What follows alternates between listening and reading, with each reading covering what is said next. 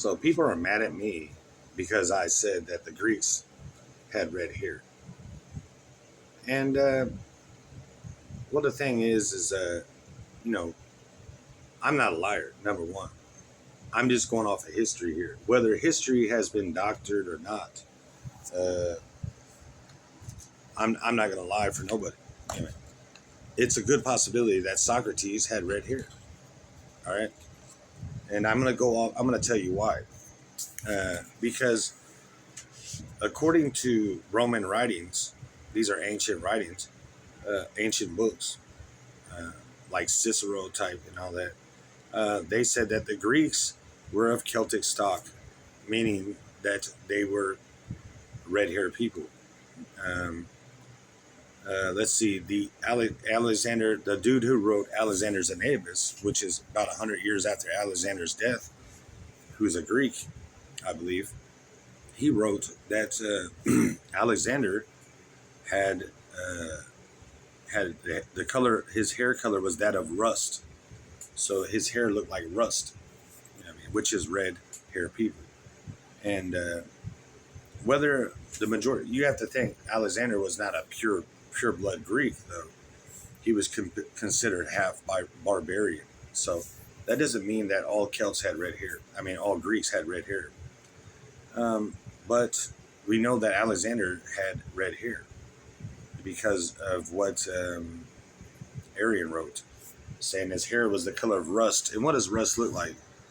It looks like this. So, anyways, uh, whether the Greeks are Celtic or not, um, they definitely uh, the natives of Greece were red-haired people. We know that. The natives of Italy were red-haired people. The natives of Spain was red-haired people.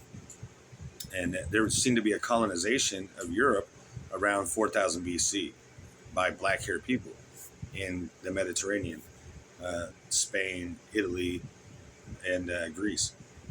And the red-haired people were driven out of their native lands, much like the Native Americans was. And what was I going to say? They have this black hair washing, and we can only assume that this is what they did back then because it's lost to history and time. Who is the Romans? What they look like? We can only go off Christian tales, but and those are always fake and wrong because those people are known for lying.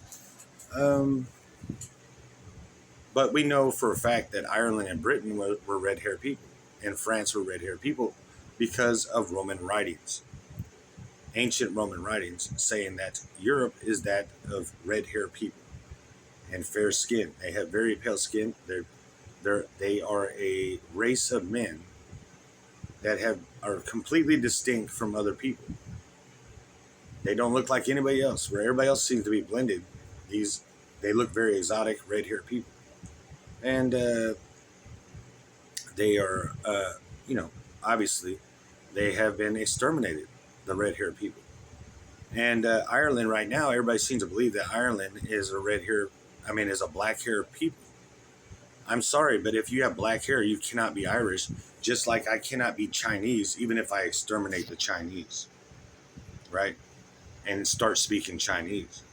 Everybody knows I'm not Chinese. The Christians can lie all they want, but they're not Irish, they're not French, they're not British, they're not Scottish, they're not German, they're not Polish, because you cannot be Polish or anything unless you have red hair. I mean, you can't be German unless you have red hair. Now you might say, what about blonde hair? Well, like I said, blonde people don't come into Europe until about 400 AD. According to writings, there's no blonde people. Nobody even heard of blonde people in Europe.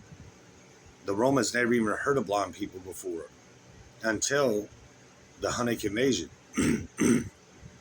There's no reports of blonde people in Europe until after the Huns invade. So prior to that, it's a war between red hairs and black hairs, and then the Huns invade, and now blondes make an entry and take half the continent for themselves.